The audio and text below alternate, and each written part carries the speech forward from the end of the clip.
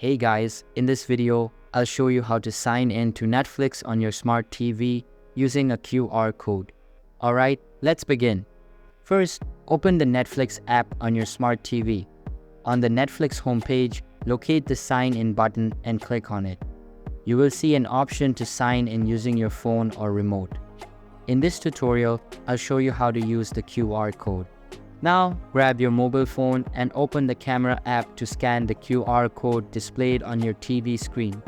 Once you scan the code, you will see options to either open the link directly or copy it to your browser. For this example, I will open it in Safari. Make sure that you are signed into the same Netflix account on this browser. After signing in, you will see a confirmation screen displaying a code that matches what is shown on your TV. To complete the process, click the Continue button on your mobile device.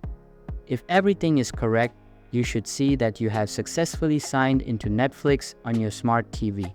So that's basically how you can sign into Netflix on your smart TV using a QR code. And that's it for this video. If you find this helpful, consider subscribing and giving this a big thumbs up. Thanks.